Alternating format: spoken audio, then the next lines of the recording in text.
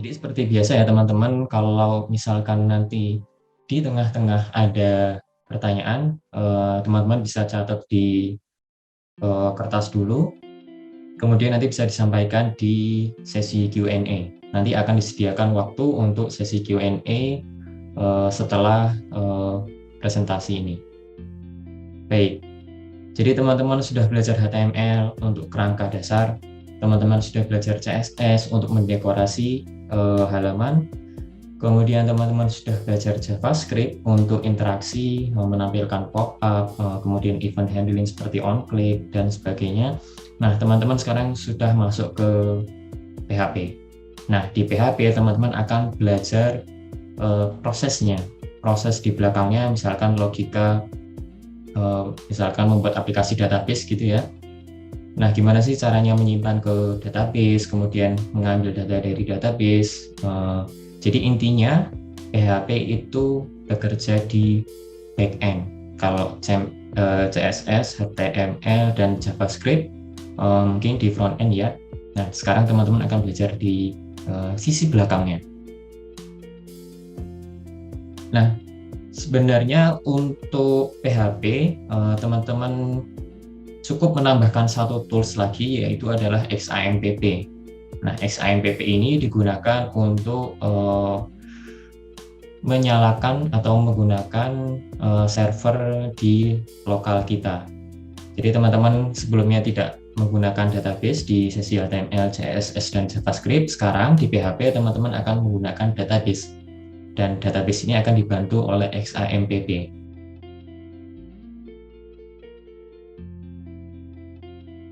Untuk tutorial instalasi Visual Studio Code dan XAMPP teman-teman bisa cek ya di YouTube Camp 404 Academy.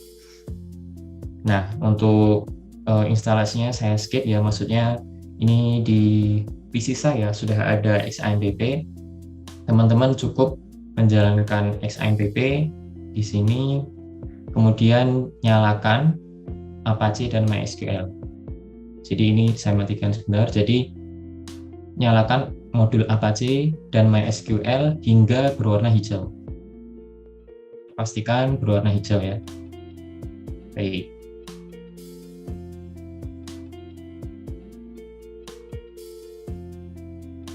Nah, untuk sesi pada malam hari ini kita fokus di 3 hal ini ya. Jadi basic dulu, seperti biasa hello world, kemudian bagaimana caranya membuat input dan mengeluarkan output gitu ya. Kemudian yang ketiga adalah aplikasi database atau lebih terkenalnya adalah CRUD, create, update, delete data.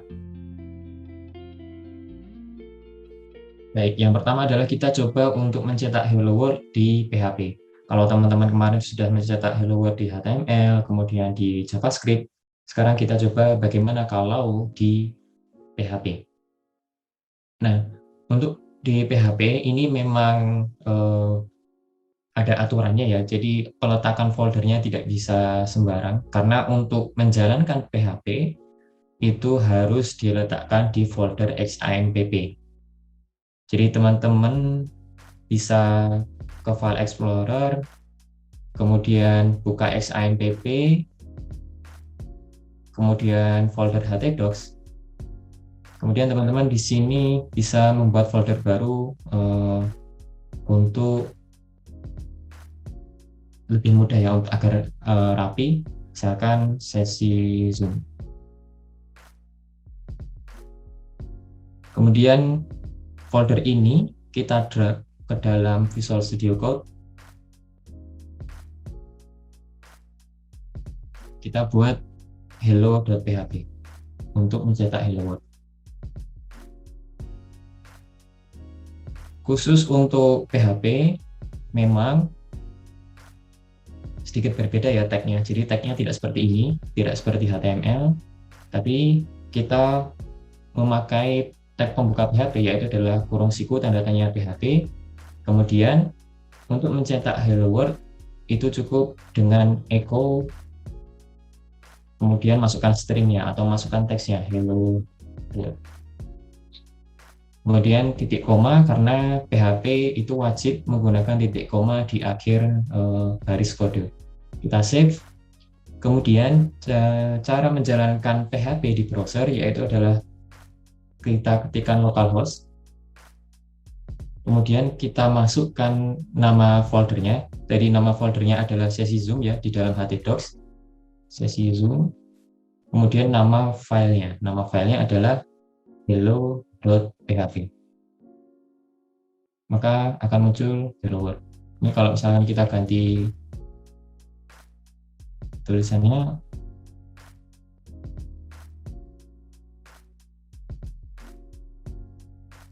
maka dia akan berubah. Cukup mudah ya untuk mencetak hello world di PHP. Nah, mungkin teman-teman di sini masih ngerasa, wah ini terlalu mudah. Nah, sekarang teman-teman akan mulai menggunakan input dan output. Sebelumnya, ini ada sedikit pendahuluan ya. Jadi untuk PHP, jika ingin menyatakan suatu variabel, itu harus diawali dengan tanda dolar atau $mark. Seperti ini, misalkan kita ingin memasukkan sebuah variabel ya.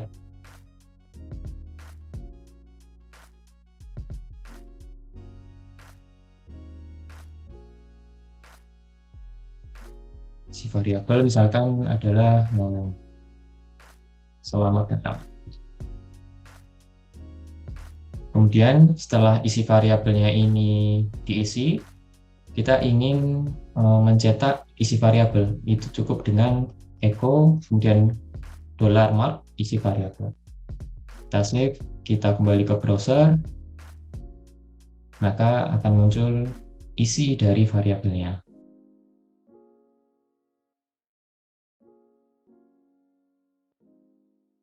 Nah, setelah teman-teman tahu cara memakai variabel, kita akan coba membuat program input output sederhana. Oke, mungkin teman-teman ngelihatnya sekilas, wah ini kok kodenya udah banyak banget nih tiba-tiba.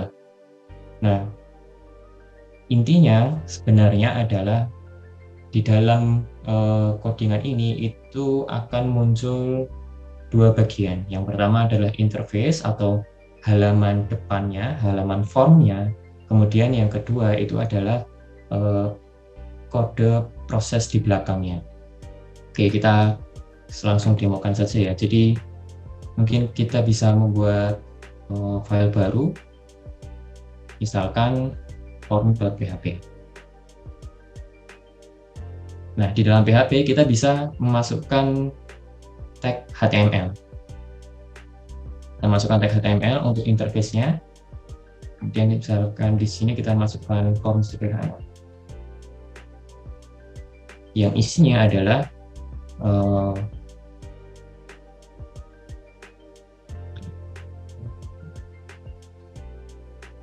akan ada satu label dan satu input type text. Label, misalkan kita ingin men-set input nama saja.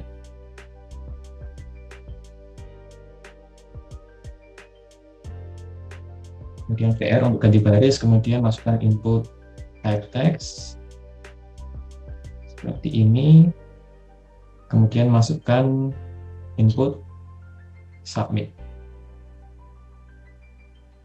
untuk tombol submitnya. Nah, jangan lupa untuk input kita masukkan ke dalam tag form. Ini kita masukkan di dalam form seperti ini. Kalau kita cek tampilannya di browser akan tampil seperti ini. Oke, untuk interface-nya kita sudah ya. Nah, sekarang kita akan masuk ke proses. Jadi misalkan di sini ketika kita mengetikkan sebuah nama, kita ingin di bawahnya itu muncul nama yang ditampilkan. Nah, ini kan sementara ketika kita tekan submit belum muncul namanya. Nah, caranya kita cukup dengan menambahkan kode PHP di bawah form, yaitu dengan tag membuka PHP, kemudian kita tutup dulu sekalian. Nah, untuk agar form itu bisa berfungsi, kita di sini harus menambahkan yang namanya method. Untuk sementara kita menggunakan post. Nah, jangan bingung dulu ini untuk apa. Nah, kita akan bahas di kode PHP ini. Nah, yang ingin kita tampilkan adalah ketika input namanya dimasukkan, kita bisa mencetak nama tersebut. Nah, input nama tadi dimasukkan ke dalam input box ini. Nah, bagaimana caranya input box ini bisa dikenali? Kita harus menambahkan atribut name di dalam input type text ini. Kita tambahkan atribut name. Misalkan sini nama.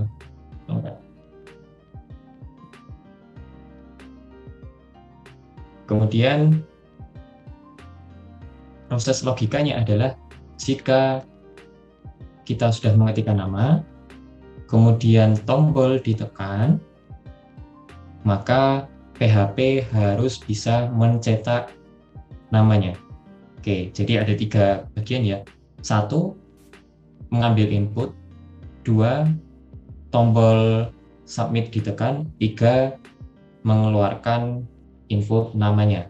Oke. Yang pertama, kita sudah melakukannya ya. Jadi input name-nya, input namanya itu sudah kita beri name di sini. Jadi kita sudah bisa menangkap atau mengambil inputannya. Kemudian yang kedua adalah jika tombol submit ditekan. Nah, sekarang bagaimana caranya PHP bisa mengenali tombol submit sudah ditekan atau belum? Pertama kita diberi name dulu di sini. Name tombol submit. Kita save, kemudian di sini kita masukkan if isSet, kemudian masukkan $_post, dan di dalam $_ ini masukkan tombol submit. Kemudian cetak nama. Nah, sebenarnya logikanya mudahnya seperti ini. Jadi jika tombol submit sudah ditekan, if isSet post tombol submit, ini maksudnya adalah jika tombol submit itu sudah ditekan atau mempunyai nilai, maka dia harus mencetak namanya. Nah, bagaimana cara kita mencetak nama? Tadi balik lagi ya ke Hello PHP tadi. Kita bisa mencetak dengan menggunakan echo. Nah, di sini kita cetak nama dengan echo $_post. Kemudian ambil nama lengkap ini. Ini kita copy, kemudian fungsiku seperti ini. Nah, jadi kenapa di sini metodenya menggunakan post? Karena di sini kita mengambilnya dengan variabel $_post. Sederhananya seperti itu. Nah, sekarang kita coba tes ya apakah aplikasi ini sudah berjalan. Kita reload. Kita masukkan nama. Nah, dia sudah muncul di bawah formnya.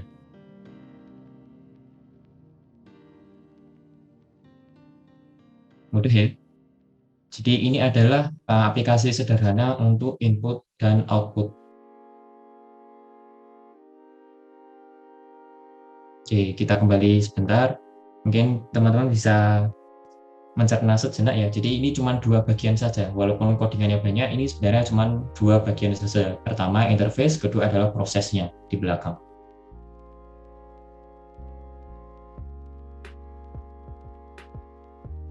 Baik, kita lanjutkan. Nah, tadi teman-teman sudah bisa menangkap input dan mengeluarkan outputnya di dalam halaman yang sama.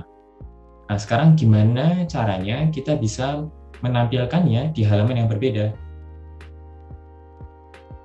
Nah, sebenarnya cukup sederhana untuk menampilkan hasil input di dalam halaman yang berbeda. Kita cukup menggunakan atribut action. Nah, action ini akan digunakan untuk mengarahkan halaman setelah berhasil submit. Jadi ketika namanya sudah dimasukkan, kemudian tombol submit ditekan, dia harus mengarah ke file yang ada di dalam action. Misalkan di sini kita mengarahkan inputnya ke dalam proses.php.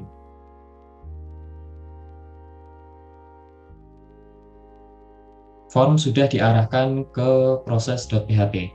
Namun kita cek di bagian kiri ya, proses.php-nya belum ada. Nah, kita tambahkan proses.php. Kemudian di sini kita tag buka lagi PHP. Kemudian tampilkan nama dari form. Bagaimana cara kita mendapatkan input nama lengkap? Bagaimana cara kita mendapatkan input nama lengkap? Caranya adalah seperti yang di bawah ini. Kita cukup copy saja ya. Kemudian kita pindahkan ke sini.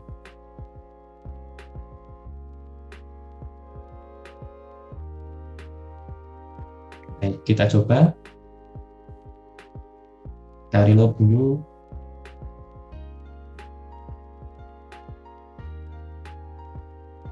Kita masukkan nama, kemudian kita submit, dia akan muncul di halaman yang lain. Atau misalkan di sini kita tambahkan echo lagi ya, biar terlihat perbedaannya.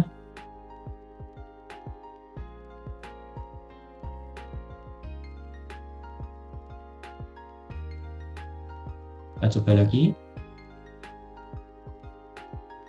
Kita submit, maka akan dia mengarahkan ke halaman yang lain, dan di halaman tersebut dia melakukan echo. Jadi prosesnya sama seperti input-output di satu halaman yang sama, hanya saja kita menambahkan action proses PHP di sini. Jadi untuk mengarahkan output ke halaman yang lain, kita hanya cukup menambahkan action saja.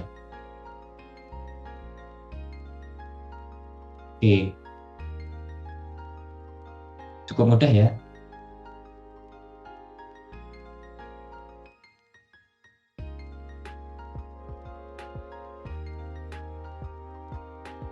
Oke, kita lanjutkan.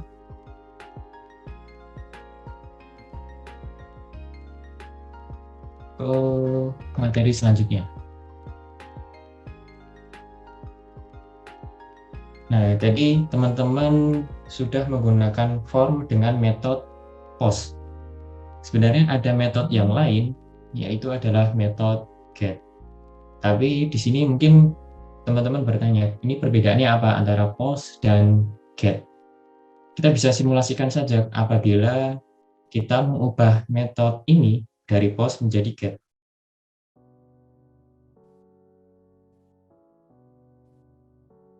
Kita kembali, kita reload ya. Misalkan kita masukkan nama, kita submit. Perhatikan URL yang ada di browser ini ya. Jadi pasti teman-teman bisa menangkap perbedaannya antara post dan get. Ini untuk kode error di sini diabaikan dulu. Teman-teman bisa fokus di URL-nya. Ini URL untuk metode get. Nah, sekarang kita bandingkan ya dengan URL ketika menggunakan metode post. Kita save, kita kembali, kita reload. Misalkan kita masukkan nama, kita submit, URL-nya berbeda ya. Jadi perbedaan antara metode get dengan post adalah jika menggunakan get, data yang diinputkan yang dikirimkan itu akan tertampil di URL. Namun jika menggunakan POST, data yang dikirimkan atau yang diproses itu tidak ditampilkan di dalam URL. Nah, makanya untuk data-data yang sifatnya adalah sensitif, misalkan data identitas atau data username dan password, itu sebaiknya formnya jangan menggunakan metode get, tapi menggunakan metode post. Seperti itu. Oke, ini kita sudah 2 bagian dan ini sepertinya berjalan cukup lancar. Ini cukup mudah ya buat teman-teman ya. Nah, sekarang kita akan masuk ke aplikasi database atau CRUD ya di PHP.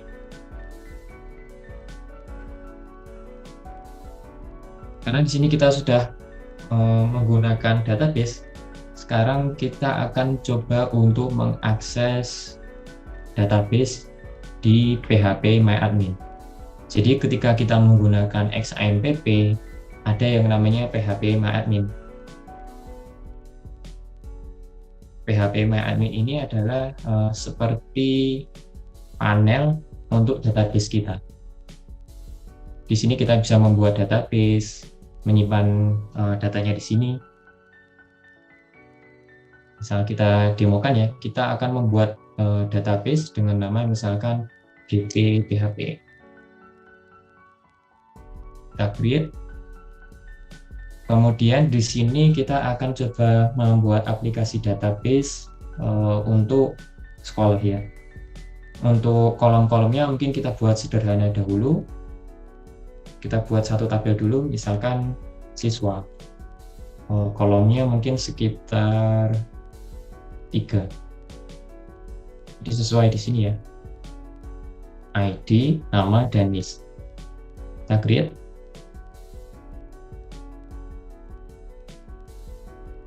Yang pertama kita masukkan ada yang kita buat 2 saja.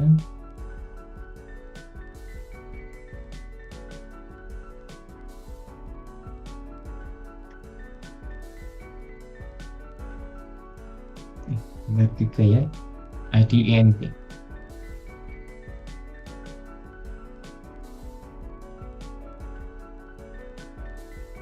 Kolomnya adalah ID, nama, dan NIS.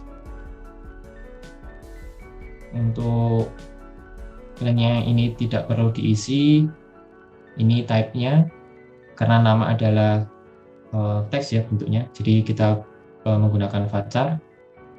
Kemudian NIS kita gunakan INT juga, lalu di sini kita tambahkan auto increment. AI di sini maksudnya auto increment ya, diabaikan saja artinya. Jadi intinya adalah ID-nya ini akan auto generate. Dan kita coba tambahkan.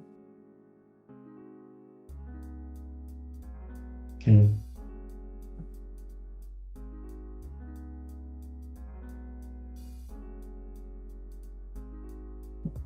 Jadi di sini sudah ada sebuah database. Di dalam database ada tabel siswa. Di dalam tabel siswa ada 3 kolom, yaitu ID, nama, dan NIS. Kalau kita cek di sini, kolomnya sudah ada, tapi isian datanya itu belum ada. Kita tambahkan beberapa data terlebih dahulu. Kita klik tab insert, kemudian ID-nya kita kosongkan, namanya bisa kita masukkan ya untuk beberapa contoh. Misalkan nama, kemudian NIS, nomor induk siswa. Misalkan kita masukkan 2 siswa dulu ya. Oke, kita tambahkan, kita browse lagi, maka akan muncul 2 siswa di dalam database.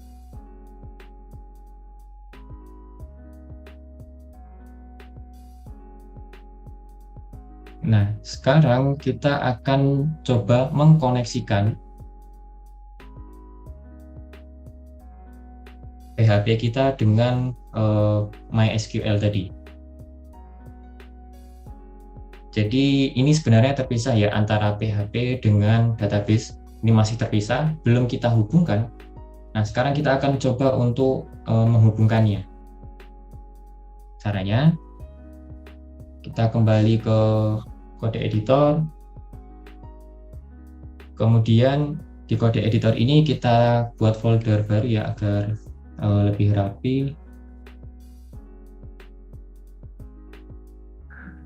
Folder misalkan portal siswa. Di dalam portal siswa kita tambahkan file PHP baru, yaitu adalah koneksi.php. Nah, koneksi.php ini digunakan untuk apa? Koneksi.php ini digunakan untuk kode yang menghubungkan PHP dengan MySQL. Ini cukup kita tag pembuka PHP, kemudian kita tutup dulu ya.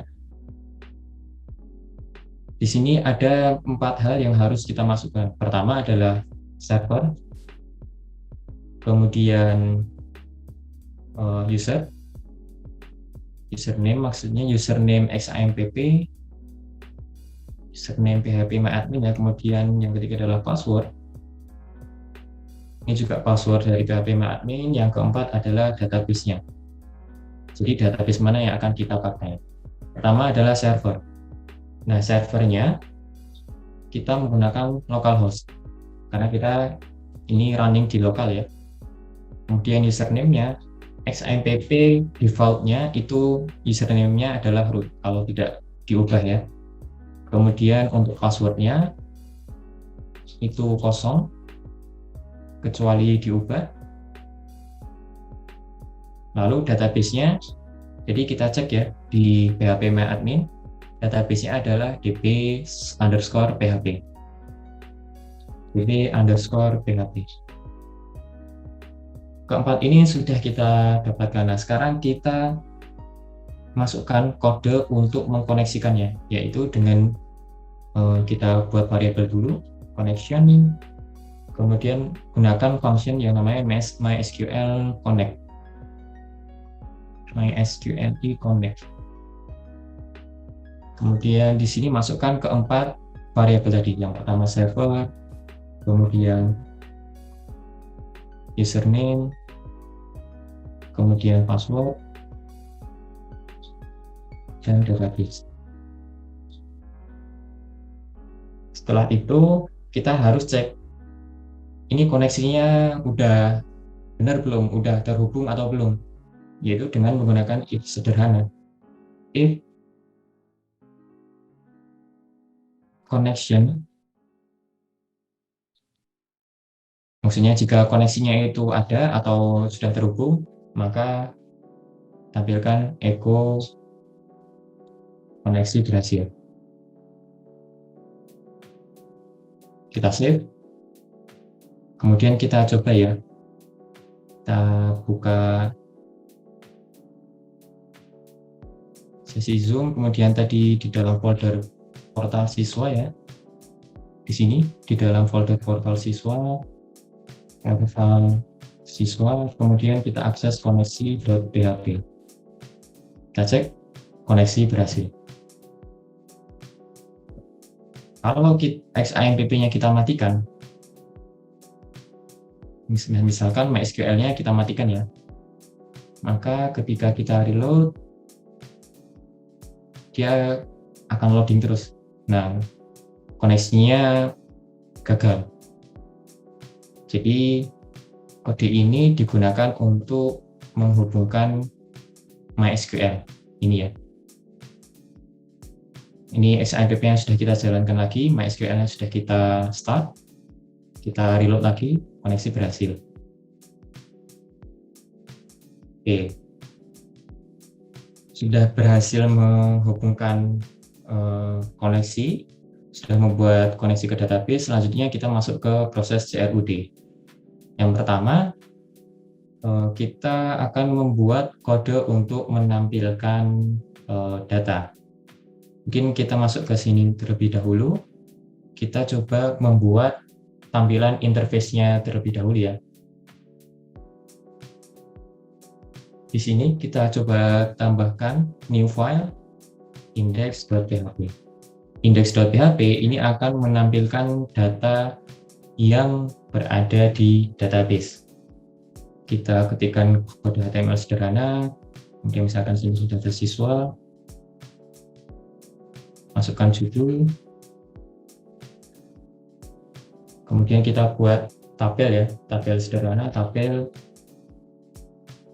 Di sini ada TR, dan di dalam TR akan ada 3 kolom.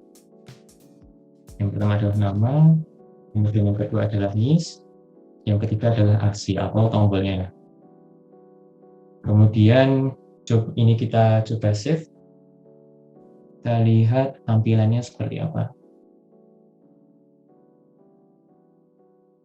Oke, belum kita beri border ya. Reload. Untuk merapikan agar rata tengah, kita coba tambahkan di sini style.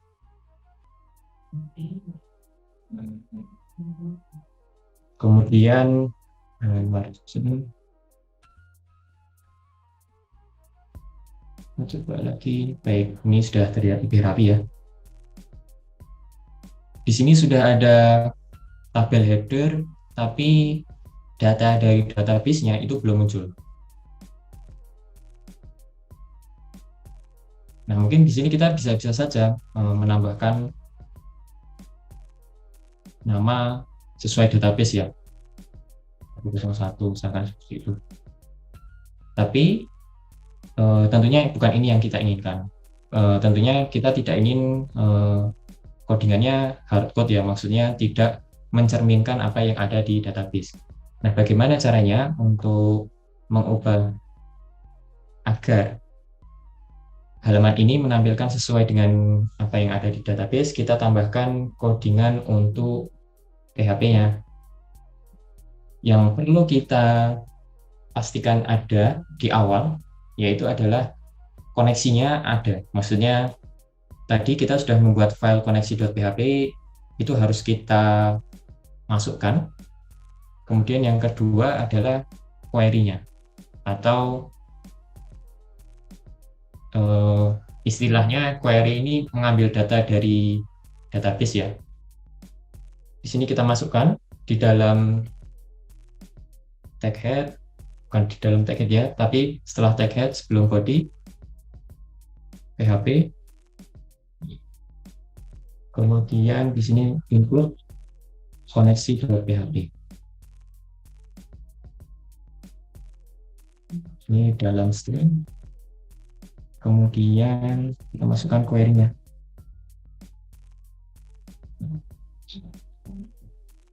Nah, cara melakukan query atau cara mengambil data dari database itu adalah dengan MySQLi query. Kita gunakan variabel connection. Kemudian kita masukkan query-nya, SQL query-nya ya. Mungkin teman-teman di sini ada yang bertanya-tanya, ini kode query-nya bisa dilihat di mana ya? Jadi sebenarnya untuk SQL itu mungkin nanti akan ada materi tersendiri untuk pembahasan lebih mendalam di program basis data ya. Tapi setidaknya teman-teman di sini itu akan mempelajari SQL sederhana untuk proses CRUD. Cara query untuk mengambil semua data dari tabel siswa, iya kan? Karena tadi kita tabelnya itu berada di dalam tabel siswa. Cara kita mengambil data dari tabel siswa itu adalah dengan select all, maksudnya tanda bintang ini all ya, all kolom from tabelnya, nama tabelnya adalah siswa. Jadi cukup mudah ya, select all, tanda bintang ini maksudnya adalah semua from siswa. Kita save. Tentunya di sini kita perlu menambahkan beberapa codingan agar tabel di bawahnya atau baris di bawah header itu akan menampilkan sesuai data yang diberikan. Caranya, di sini kita berikan tag PHP.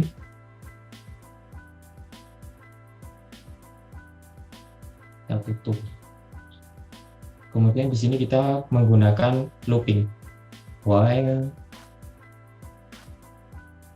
MySQLi fetch array, kemudian masukkan query tadi, query. Nah, di sini kita tambahkan dengan kurung awal. Jadi intinya kita akan melooping baris ini. Di sini kita tambahkan tag penutup dulu. Karena di sini ada tanda kurung awal terbuka ya, kita tutup dulu di sini. Kurung awal. Kemudian di dalamnya ini kita masukkan codingan PHP juga.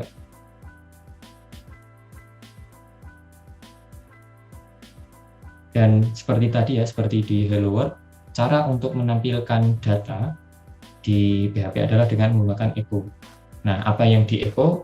Yang di echo itu adalah data dari apa yang sudah diambil ini. Nah, sebenarnya ini apa sih MySQL fetch array? Intinya adalah dia mengambil data di database, kemudian akan diambil sebagai array. Nah, array-nya itu di looping dengan menggunakan while. Recording in progress. Recording stopped. Nah, ini kita masukkan dulu ke dalam variabel siswa. Kemudian di sini echo-nya kita masukkan variabel siswa dan apa yang ingin ditampilkan dari kolom ini. Karena di kolom pertama adalah nama, maka yang ditampilkan di sini itu adalah kolom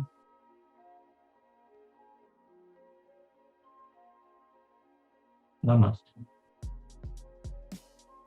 Kemudian di bagian yang ini adalah kolom nis. Kolom kedua kolom nis ya. Kemudian aksi di sini kita akan coba berikan dua tombol.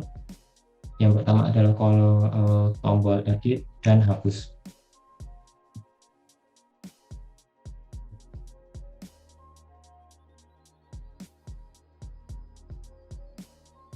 Oke, kita coba untuk mengakses index.php.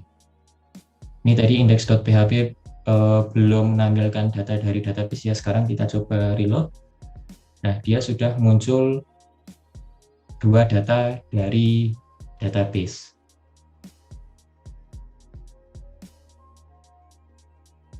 Jadi cukup mudah ya.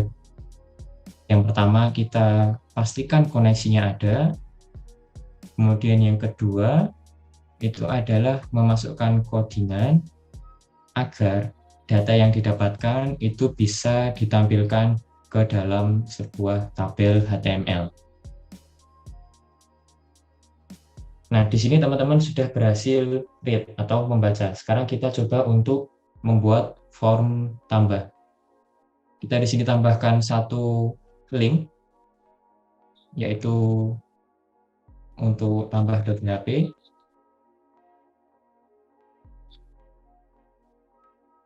Kita save, kita cek di HTML, di browser yang sudah muncul. Nah, kemudian ini hrefnya sudah mengarah ke tambah.php. Sekarang kita tambahkan tambah.php. Nah, tambah.php ini akan digunakan untuk menampilkan form tambah ya. Jadi tambah data siswa. Ini isinya cukup sederhana, kita kopikan saja mungkin dari sini. Form data siswa. Actionnya mungkin proses tambah. Kemudian di sini akan ada dua isian, yaitu adalah nama dan nis ya.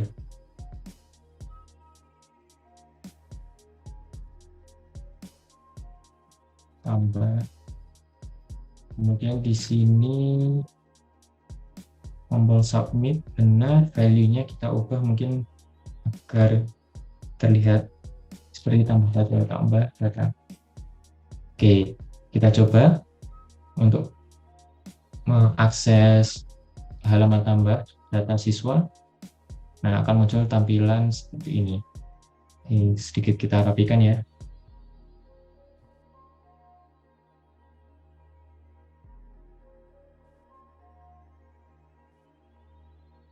Oke. Nah, sekarang kita sudah membuat form tambah data siswa, interface-nya. Tapi ketika kita menambahkan data di sini,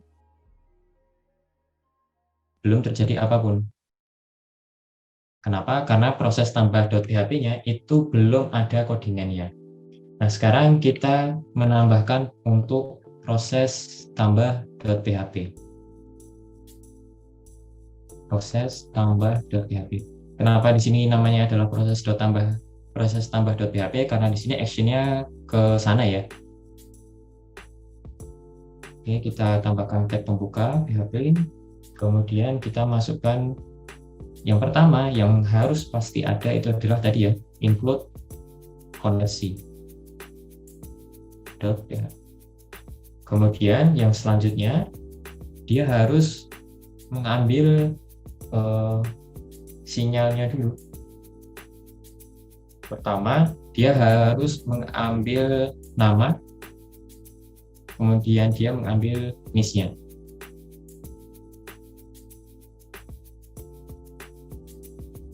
Bagaimana caranya dia mengambil nama? Seperti tadi ya, tadi kita sudah demokan input-output di halaman yang berbeda. Nah, caranya kita menggunakan variabel _post, karena metodenya menggunakan post.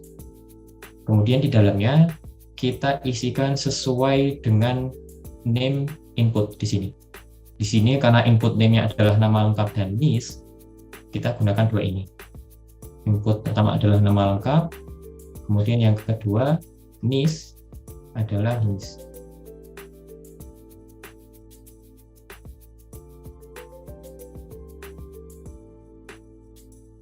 Selanjutnya, ketika nama dan NIS-nya sudah didapatkan, kita akan membuat query-nya, script query. Atau tadi ya, makanya penambahan data ke dalam database. Kita gunakan insert into, kemudian masukkan nama tabel siswa, kemudian masukkan nama kolom, karena nama kolomnya adalah dua yang ingin kita masukkan, nama dan NIS. Selanjutnya kita gunakan script values untuk mendefinisikan nilainya. Nah, di sini nilainya sudah kita dapatkan, yaitu adalah variabel nama dan variabel NIS di baris kelima dan 6 ini. Cara memasukkannya yaitu dengan tanda petik nama, kemudian NIS.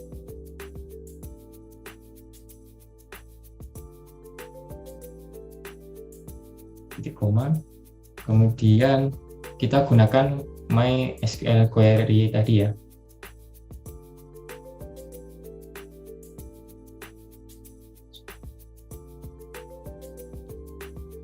MySQL query.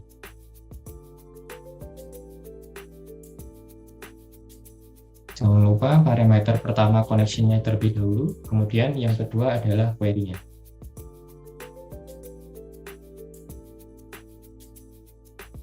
Jadi dengan codingan ini, pertama dia koneksi dulu ke database-nya, kemudian mengambil nama dan NIS-nya. Nama dan NIS-nya dikonversikan ke dalam query agar SQL bisa membacanya. Kemudian gunakan function MySQL query untuk menambah data. Baik, kita coba. Ini kita kembali ke indeks dulu ya. Jadi di sini ada dua data. Di database ada dua data. Kita coba simulasikan tambah data. Misalkan Novi, kemudian NIS-nya 103. Kita cek tambah data. Oke. Ini karena belum kita return ya, tapi kalau kita cek di index.php, Novi-nya sudah ada.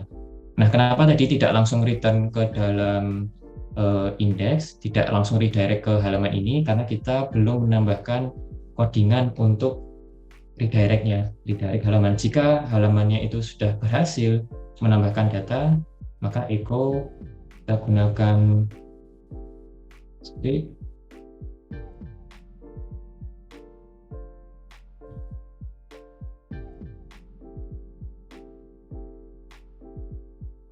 Kemudian di sini kita masuk color, kita gunakan JavaScript sederhana ya. Data berhasil ditambah. Nah, ini jangan titik 2.